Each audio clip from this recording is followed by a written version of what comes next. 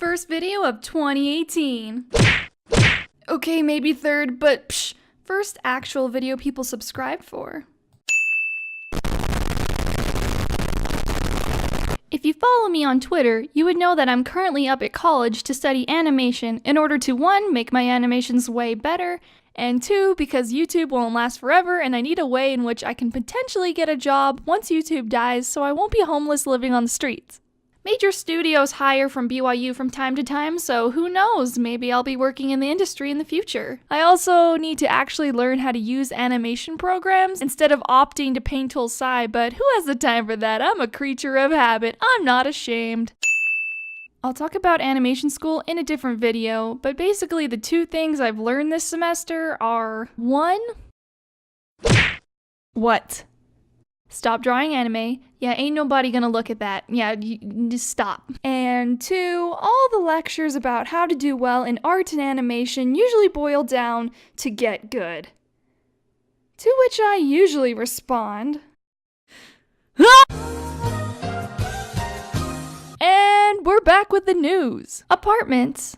Since I'm out of state, I needed to find a new place to stay in. I'm pretty used to sharing rooms with other people. At one point in my life, I slept in the same room with 3 other sisters. As long as my roommates treat me nice, we're not gonna have a problem. However, last time I was up at BYU, I had some very toxic roommates. I saw on Facebook that they're still there this semester and I don't want to live with them, so I had to find a new place, but some of the apartments have the strangest layouts I've ever seen. Here are some highlights of what I saw. The first place seemed good until I realized it had no parking. As a college student, I need a place to park my car. So why is it that they have no parking? Because the apartments are on a huge grass lot. Their claim to fame was how rich and luxurious their grass was. What the heck are college students supposed to use that grass for? Pets? No, pets aren't allowed. Events? No, you aren't allowed to host any events there. It was too expensive anyways. If you're gonna charge that much, at least have some form of parking. I was not willing to walk a mile just to park my car. The next apartment I almost got, but thank goodness I didn't. Right before I signed the contract, I noticed something a little strange in the images provided for the unit. The shower was inside your room, like across from your bed. In order to get outside of the shower, you had to walk on the carpet. It's like they thought, we could make a quick buck by turning this closet into a shower. What could possibly go wrong? I'm sorry, do you not understand how mold works? After a while, that wet spot on the carpet will start to stink, so I had to get out of that contract immediately. You thought closet shower was bad? Get a load of this. The next apartment had a legit portal to Narnia. The shower was in between the walls. Same as before, I was not going to be held responsible for a moldy carpet. Also, the fact that your roommate can watch you shower would probably make me never want to shower. What if she had friends over and I didn't know? Or what if you both wanted to take a shower at the same time? The problem with these apartments is that the shower was an afterthought. And if something like a shower is an afterthought, then what else in the apartment was scrambled together just to make a quick buck? The last apartment I'm going to talk about is the most ridiculous of the bunch. This apartment looks all fancy and plush on the inside, but secretly it's a hole of torture. I can't tell you how many people want so badly to get out of their contracts from this place. The parking spaces are put so close together that if your car wheel is on anywhere on the line, your car will be towed. They hide all these little fees in the price once you get a contract, and when you check out of the apartment, if there is any speck of dust or water on your counter, you'll get fined. No, it's not cleaned enough. But I scrubbed the sink for hours. Yeah, but did you see, that? What? The drop. Yeah. This is not clean. The apartment I ended up getting has been pretty great. I have plenty of space for my equipment despite having to share a room. There are normal bathrooms, and my roommates are pretty chill. It does have its flaws though. On the first night, I was just trying to get into bed when all of a sudden,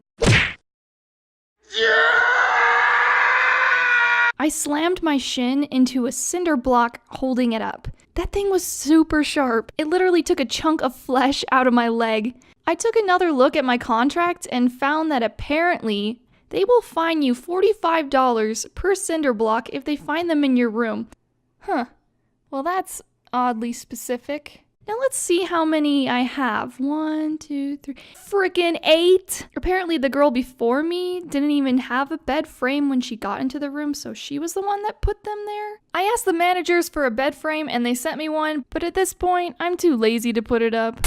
And besides, I don't want to have to move those cinder blocks. That requires effort. Next girl that rents the place, sorry, but now this is your problem. Hopefully they don't fine me for it, though. Everything was going good with the apartment until one night, towards the end of the semester, this happened.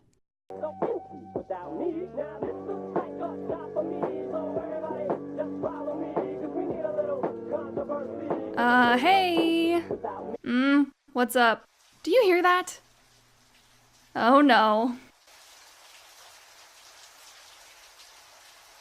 Aw, you've gotta be kidding me! Where's the leak even coming from? What do we do? We've gotta make it stop. I don't know. Try one of the levers?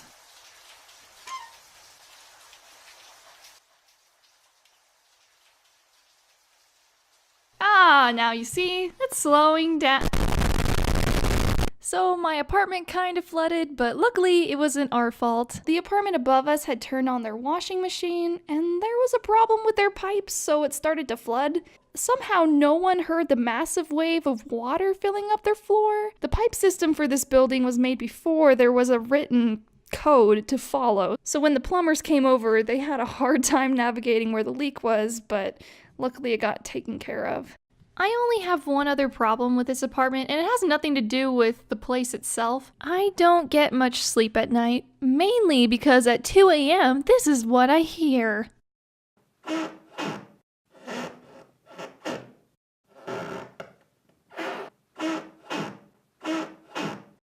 Someone likes to freaking exercise at 2 a.m. in the morning. Of all the times you could do it, could you not do it at 2? I am a freaking light sleeper, and it's really... at least that's what I thought until recently it sounds more like a bed squeaking. I mean, talk about rude. I want to join the pillow fight too.